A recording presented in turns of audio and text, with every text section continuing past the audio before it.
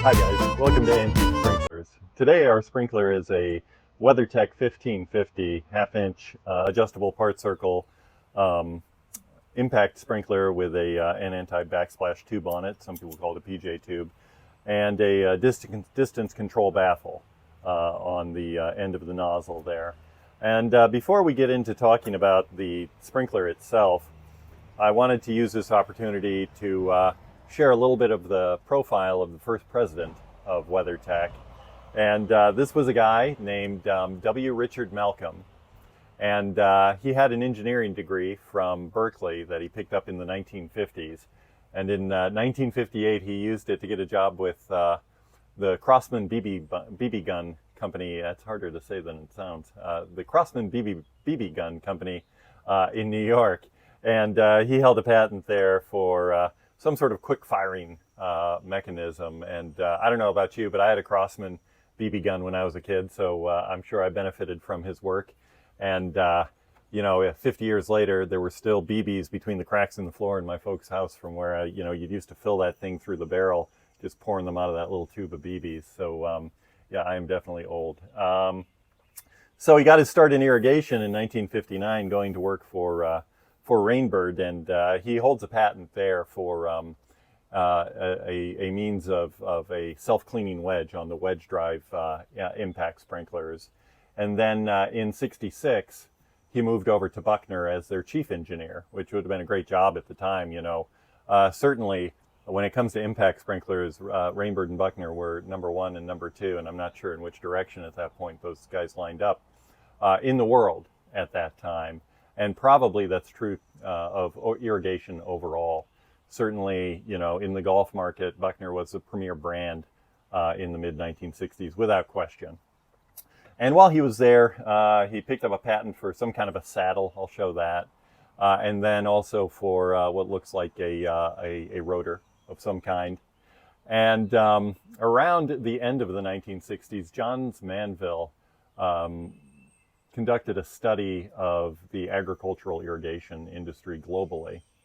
And the result of that study was that they projected that for the foreseeable future, ag sprinkler sales should increase by about 27% annually, which is huge. If you think about the rule of 72, that means that your business is going to double roughly every 3 years. That's massive. And so,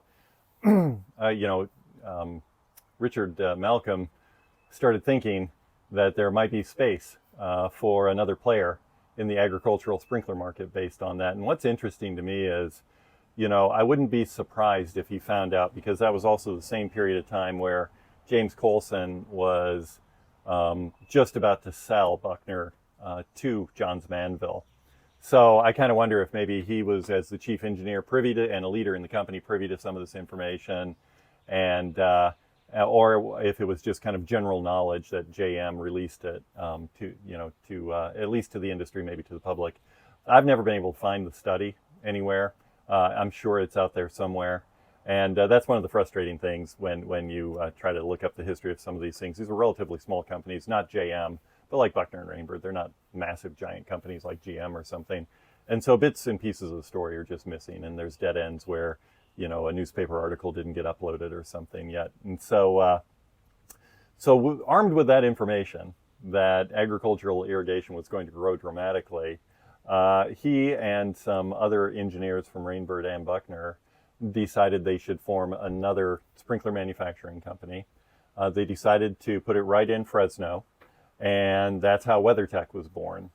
Their initial board of directors consisted mostly of farmers from the San Joaquin Valley, so they had a sort of farmer-first mentality from the very start. They started business around the 15th of June, 1970, and I'll put up a picture of their offices there, and the plant was behind them. And at that time, that plant was capable of producing somewhere on the order of 700 half-inch impact sprinklers. I'm sure they were just full circle when they originally came out. An hour, 700 an hour. The article didn't say that they did produce that many. It said they could. I don't know how many they were selling in that time. And then shortly after that, within a year or so, they added a 3/4 inch model as well. But Malcolm commented at the time that having a half-inch impact took care of 90% of the market, which seems a little funny to me, but he would know more about it than I would.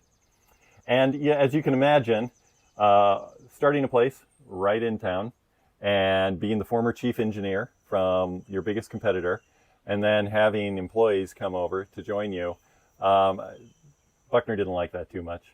They sued to stop WeatherTech, they said, from stealing employees, using manufacturing secrets, and taking advantage of Buckner pricing that they were, privy to from having worked there. And again, that's another frustrating thing where the follow-up articles don't appear to be online. I can't find the resolution of that case. I'm sure there's some librarians out there that could get into Westlaw or something and tell me what happened. But so they sued, and but WeatherTech thrived, and they had a very low factor of failure, something like less than 0.5%, and they water tested every single sprinkler, and that they at least publicly said that amount that did fail was because of bad materials being delivered, and they fixed that with their suppliers. So they had an incredibly low failure rate and put out a very high quality product. So the other thing I know, though, about Richard Malcolm's time there is that it came to an end sometime in 1972. It was by January of 1973. The guy who'd been his vice president, and I think I showed him earlier in a picture side by side with Malcolm, L.M. Duckworth, moved up and took the top position as president of the company. And then you see, Richard Malcolm going on and getting another sprinkler patent in 1974 with L.R. Nelson Corporation. And I looked around and I kind of lost track of him. I get the feeling he was a guy born in the 1930s, so if he's still around, he would be getting on in years. But he does appear to have been the driving force behind the initial standing up of WeatherTech Corporation and their focus on high quality. With that, I'd like to talk about the sprinkler a little bit. It's going to be really hard to see on video, so I'll put pictures up and point on the pictures to what I'm talking about. But WeatherTech had a lot of high quality features. I guess the first thing I should say is I've only ever been able to find this 1550 in one catalog, and that was an online archived version of their 2000 catalog. And I can't find it the year before, the year after, but the archive also isn't complete. So it might have been in production for a number of years, and just those pages on their website from, like, say, 1996 on are just kind of missing, other than in the year 2000. But it has many of the fine features that you come to expect with a WeatherTech sprinkler. The lever has this I-beam construction. You see it's kind of a gully in between two lines of bronze there. It has a lot of stainless steel on it, the springs, the fulcrum pin, and the spindle, which is kind of unique to them, also the arc stops and the arc adjustment pieces here. Those are all stainless steel, very high quality. The baffle that is the distance control is yellow brass. The PJ tube is affixed very well to the arm. You get an older impact, and a lot of time you can tell by the lever itself that it used to have that tube on it, but it's long. And then, of course, the other obvious thing about it is it's adjustable part circle, and you adjust it by moving the trip pins. And this piece that looks like kind of a bent paper clip, I've always thought, is the thing that actually hits the trip mechanism and flips it over to reverse. And what's cool about this is you can have it be adjustable part circle from 20 degrees to 340 degrees, or you can flip that all the way up out of the way, and it will be a full circle sprinkler. So that's really what I have to say about this guy. I think you're going to see that it works incredibly well. I don't think it got a ton of use, although there are wrench marks on it, so I know it was installed somewhere for some period of time.